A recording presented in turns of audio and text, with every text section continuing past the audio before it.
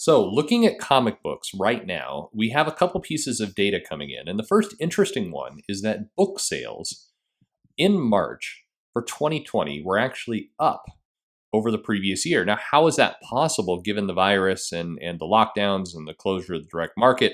We're going to go into that so you guys are informed as to what's happening.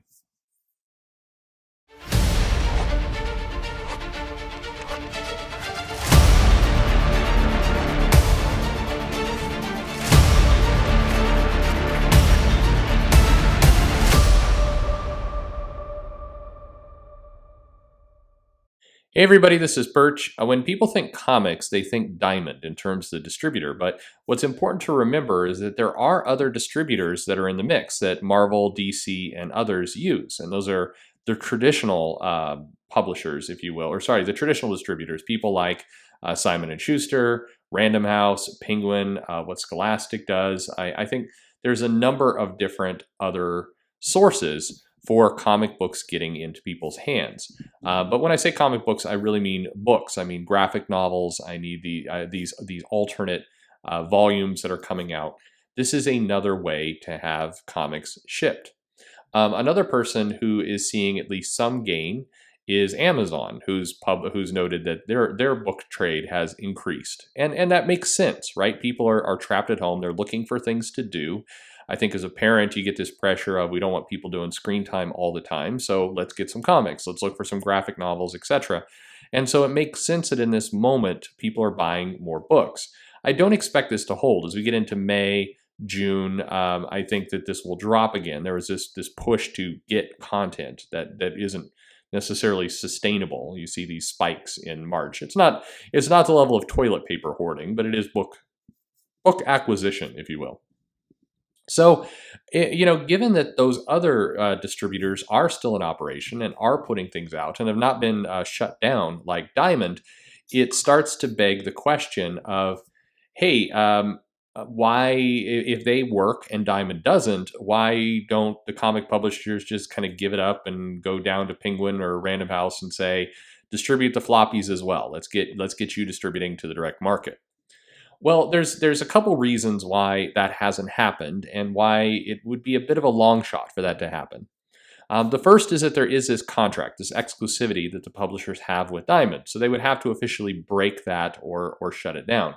Now, I've speculated in other videos that they may be in breach already because of the delays in shipping and the general financial stability and the non-payment.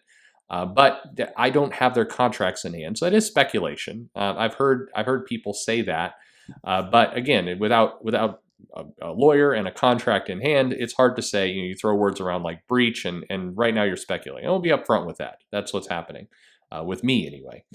So, but I think there are enough clauses and terms that we do see being broken. We do see that the distribution channel is stopped. Now, the argument on the other end might be, hey, Diamond is unable to operate. So does that violate their contract when they're being forced outside of their control to shut down? Well, are they being forced outside of their control to shut down? The government has said non-essential business, but what exactly? How is that impacting them? And some of their distribution centers are in regions that have not had those orders. So what does that mean? So I think that there's a question there about where does the exclusivity sit? How do people get around it, and what can be done about it? And I think that's probably my guess is that there are some lawyers, working from home in isolation who are trying to figure this out right now, and lots of people are trying to understand kind of what room they have to negotiate. I mean, I'll throw this out there. Well, this is also speculation. If you're a major publisher and you now have this situation where your comics can't be distributed, you may not change from Diamond, but you certainly might use this current moment to negotiate yourself a better deal, or to say, hey, look, you're unable to fulfill your parts of the agreement. We're going to come back and we're going to want something in return. I mean, those things could also be happening. Don't know. Typically, you hope people don't take advantage of a crisis to further their own ends, but at the same time, you'd be naive to think they don't.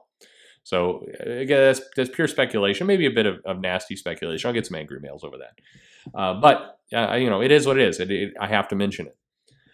The other big kind of problem with some of these other companies, with a Random House or a Penguin or something picking up this business, is they're not really geared toward floppies and that market. They don't.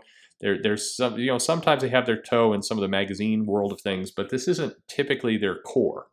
And suddenly standing up a bunch of local comic shops that operate at a very small scale also might not be what they're typically interested in. They tend to deal with volume. So now, somebody will be quick to say, yeah, wait a minute, some of these comic shops do have agreements of getting content through some of these other people, but it's not a situation anybody particularly loves. It's like kind of saying, yeah, they sell iPhones at Walmart, for example, but what Apple would really prefer to do is drive people into their own shops. It's like you can do it, but it's not necessarily what anybody wants to do, and so therefore you get this what we call in the business kind of idle pressure, which means it's this passive kind of pressure that makes it just a few steps harder to do these things, and so it's not something that can be flipped quickly. And I think right now in comics, what people are looking for are what options can be flipped quickly so we can get things back moving again and going again.